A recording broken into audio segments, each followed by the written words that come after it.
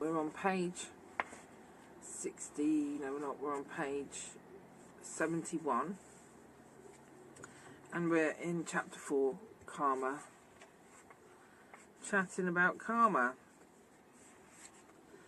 And currently we're talking about faith. So, I believe that some experience, some taste or practice is necessary for us to generate true, profound faith.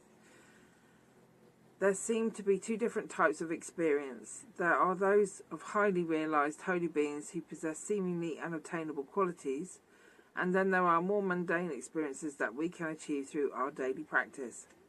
We can develop some recognition of impermanence, the transient nature of life.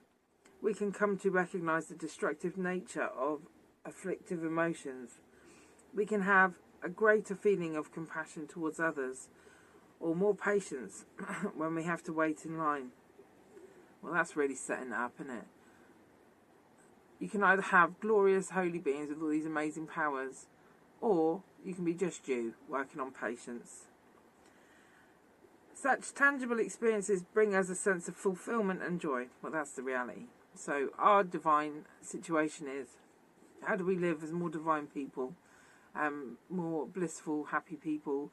And it's not happy like in grinning and everything's really joyful and laughing all the time like some kind of Tampax advert.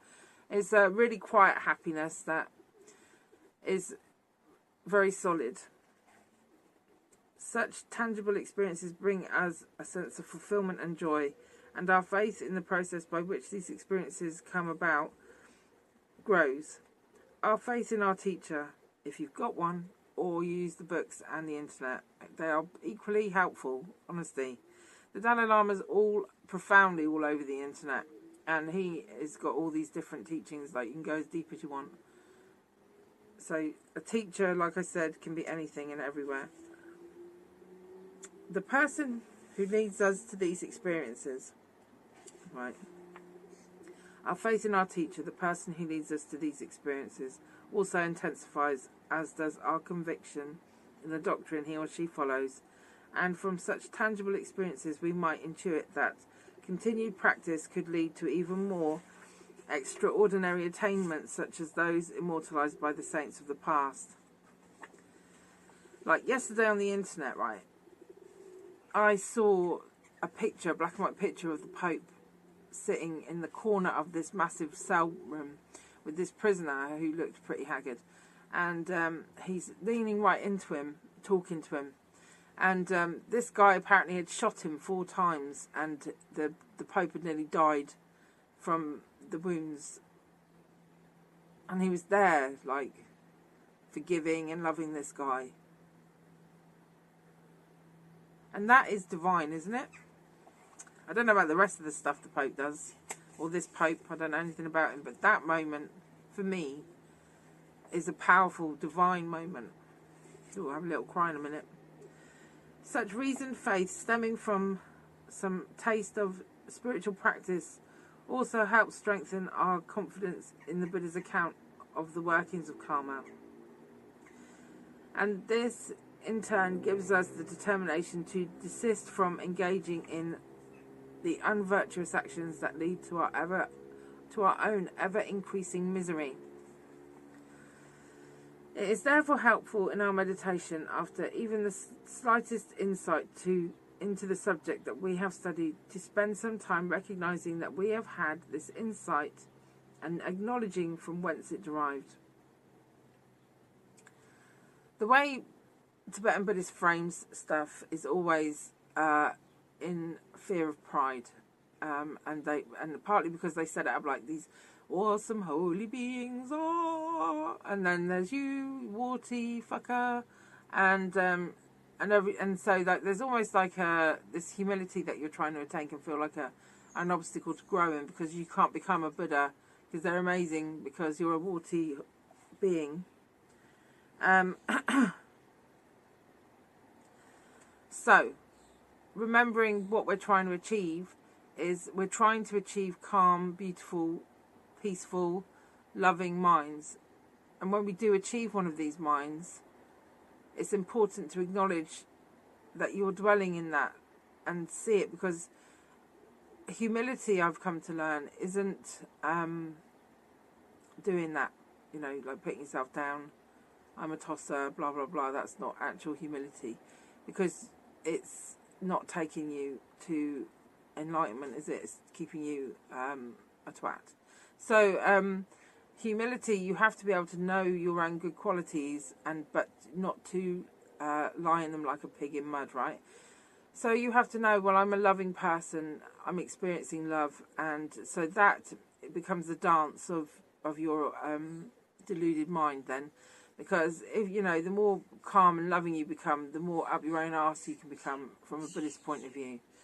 And really it's the raw sort of like love, the raw moments that real practice is happening, and it's not clouded by these intellectual sort of like added on ego coatings, which is like one of the reasons why I wasn't going to do this, is because I thought, oh, I'm going to sit there reading this book and I'm going to be like, look at me, I'm fucking reading the Dalai Lama's book on a video. And part of my grandiose nonsense would all step in and like, well, it's a bit like being a teacher, isn't it? And all of this. But actually, what you have to do is acknowledge that and not let it stop you, because that would have stopped me from doing this. Because who wants to be that twat? I don't. So, it would have stopped me from doing this. So you just have to acknowledge that your mind is becoming full of shit, and then get back to the reasons behind it all. But you must believe in your accomplishments, or your, you know, not accomplishments, but in your good mind and in your goodness and in your virtue, for want of a better word, so that you can become stable and solid. Sorry, I have totally gone off on one. So it's important in our meditation, after even the slightest insight into the subject we have studied, to spend some time recognizing that we have had this insight and acknowledging from whence it derived. So acknowledging from whence it derived is saying it comes from the Dharma, which means it comes from a massive lineage of minds and people who have worked to get to the same place as you've got to. And initially we think it all came from Buddha, which it just, for him, it just all came from realising what was going on in life. So, a bit like, where does my tea come from? It doesn't just come out of the cupboard. It comes from all of the people who've worked to pick the tea, who've like dried the tea, who then crushed the tea, put it in the bags, put it in the boxes, worked travelling the tea, bringing it here. It was work to the people who set up the water, from the earth where the water is coming from, you know. So that's the same as your Dharma realizations. They're like a cup of tea. Such reflection should be thought of as part of our meditation. Basically, that's interesting. So we're not really taught that. So after every meditation where you do manage to feel a bit of love, or whatever you say, I've managed to feel love today, I recognise it, and this comes from the Dharma, or whatever, however you want to frame it in your mind, so that you can recognise it but then humble it. That's interesting. I like that. It helps strengthen the foundation of our faith in the three jewels of refuge, the Buddha, Dharma and the Sangha, and it helps us to progress in our practice, and it gives us the heart to continue. But again, the Buddha is the ultimate conscious mind of everyone. It's not just a human being. So having faith in your potential, in everyone's potential, living in our ultimate potential, calm, beautiful, peaceful. That's the Buddha. The Dharma is not the books that are translated from Tibetan necessarily, or Sanskrit or whatever. The Dharma is the path to that. It's, you know, it is the scriptures. It's reading it all, and it's going through the process, and it's doing the meditation, and it's doing all of this stuff. And the Sangha are the people that take you there. They're not necessarily wearing Buddhist clothes. They're the people that take you closer to that universal divineness.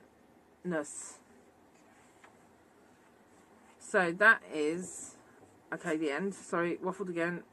Next one is the afflictions. They sound fun. I'll do a couple of afflictions. Nice. Okay, bye-bye.